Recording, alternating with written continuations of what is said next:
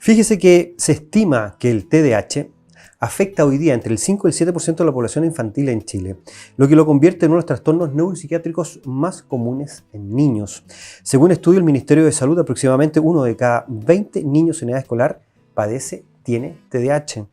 El diagnóstico de TDAH en Chile suele presentarse entre niños entre los 6 y los 12 años, coincidiendo entonces con el ingreso a la etapa escolar. Y es en este entorno entonces donde se observan más dificultades en el rendimiento académico, la concentración y también el comportamiento. Estamos hoy día en el programa junto a Karin Contreras, psicóloga. Muchas gracias, Karin, por estar hoy día con nosotros en el programa. Para un tema que es muy interesante, que estoy seguro que despierta mucho interés en los papás, sobre todo en las mamás, y del cual nos queremos hacer cargo en el programa. Pero principalmente entendiendo primero cuáles son las primeras, primero definir el TDAH, ¿no es cierto? Y de ahí la segunda pregunta es empezar a entender cuál es la manifestación de los niños en el TDAH para que los papás puedan hacer la pesquisa temprana. Sin duda. Se habla mucho del TDA hoy por hoy, pero no siempre con bases fundamentadas. Y para eso estamos acá, para poder apoyar y aportar. Sin lugar a dudas que es un trastorno del desarrollo. De alguna forma el TDA ha sido bastante cambiante en términos de manuales diagnósticos, en sus criterios diagnósticos. De alguna forma hemos sabido que no solamente es una situación de la infancia, sino que también perdura en el tiempo. La mayor implicancia que tiene este trastorno obedece, sin lugar a dudas, a la hiperactividad, a la inatención, al déficit atencional, tal literalmente puesto ahí, pero lo que no significa que no tenga otras situaciones emocionales. Entonces, de alguna forma, el comportamiento del niño, que es lo que vamos a encontrar en esto, o los hallazgos que vamos teniendo, significan poderosamente en esta hiperactividad no comprendida y que básicamente no obedece solamente a un tema de comportamiento. La instancia más importante y la base más fundamental es justo tener que saber que el cerebro se demora mucho más en desarrollar neurogenerativamente el avance respecto al área prefrontal y al lóbulo temporal. De alguna forma, esa demanda de tiempo, que son aproximadamente 3 años, lo que se ha promediado en términos de cuál es el retraso que realmente tiene, hace ver que el niño tiene funciones ejecutivas distintas a las de sus pares, o de alguna manera está demorándose un poco más en hacer las cosas que debería hacer. ¿En qué lo notó? Día a día. Lo notas en la hiperactividad, sin duda, en los manejos de frustración inadecuados y la inatención. La poca capacidad en el rendimiento escolar se nota mucho más ahí, de hecho, porque está pendiente de poder rendir y entonces su comportamiento no obedece al que se espera para los otros grupos de pares. Entendiendo que todos los niños son activos. Sí. ¿Qué hace pensar que es hiperactivo? ¿Cuál es la diferencia? Porque todos los niños saltan, juegan y todo lo efectivamente, parte de la edad, pero ¿qué nos hace entender? Ah, no, mi hijo es hiperactivo. ¿Cómo lo...? Sí, sin lugar a dudas que hay diferencias notorias, en algunos más y en algunos menos. De hecho, se dice que en las niñas hay menos y más, la verdad es que no, es en igual condición, ya no hay diferencia de género. Se nota un poco más en el poco permanente de estar atento, de hacer una actividad o no terminarla.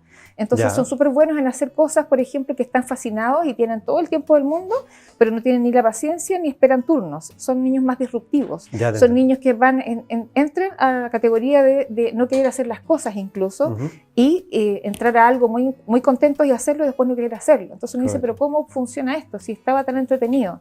Pierde la atención fácilmente y de esa forma se genera la instancia de decir, no es normal si me lo estaba pidiendo recién. Hay parálisis ejecutiva también, que es súper importante decir que de pronto no quieren hacer nada y no se explica por otro momento. No es que le haya pasado algo al niño, de pronto no quiere hacer nada.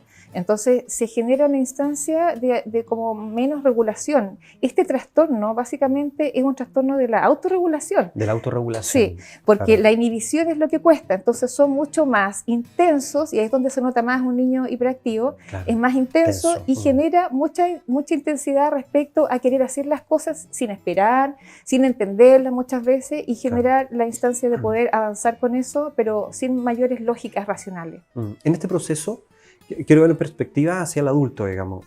¿Cómo va transitando esto hacia la edad adulta? Producto de la maduración del cerebro, producto de un montón de cosas biológicas, ¿esto tiende a ir apagándose en el tiempo o una persona que tiene idea la sigue teniendo toda la vida? Tal cual. La sigue teniendo toda la vida. Es un mito pensar que esto, y por eso que el manual ha mejorado eso, el DSM-4 al DSM-5, y de hecho debería seguir mejorando, porque no se habla mucho de lo emocional. Sí. Y es importante porque son hiperactivos, tienen comportamientos erráticos a veces o de movimientos que uno dice, pero quédate quieto, y es como lo peor que lo puedes decir. Sí, claro, no se pasa. Lo que sí pasa cuando las personas crecen en la adolescencia, sobre todo, que es el peor impacto que tienen, si es que no están diagnosticados, o medicados, de alguna forma eso impacta en su relación absolutamente de la madurez. ¿Por qué? Porque no comprenden qué les pasa y cómo van a batallar con eso en la edad adulta. Y de esa manera se perfila mucho más importantemente el poder tener el apoyo terapéutico y el apoyo farmacológico. Esto no obedece a que se va a pasar. Lo que sí obedece es a manejarlo mejor. O sea, hacerse más TDA.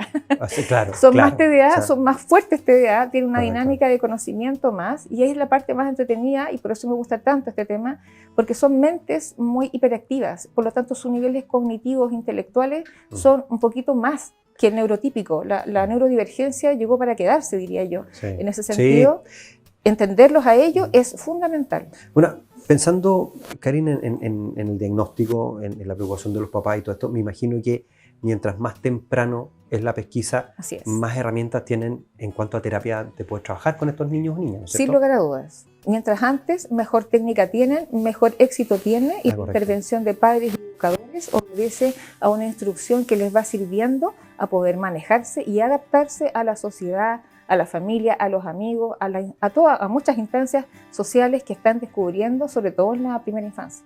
El diagnóstico, la construcción del diagnóstico claramente, por un lado es clínica, porque tú como profesional tienes a los papás, a la mamá, nosotros te va a contar todo lo que hace, tú les vas a preguntar muchas cosas y con eso te va a estructurar el diagnóstico. Pero aparte de eso también hay otras herramientas que usan ustedes como para hacer el diagnóstico final. Sí, mira, algunos neuropsicólogos ocupan algunos test como el test de Conner, Vanderbilt. Diría yo, porque hoy por hoy no existe un método único o un test único, como una muestra sanguínea, por ejemplo, o algo así, que te vaya a indicar que tienes o no tienes TDA. Eso también es importante destacarlo.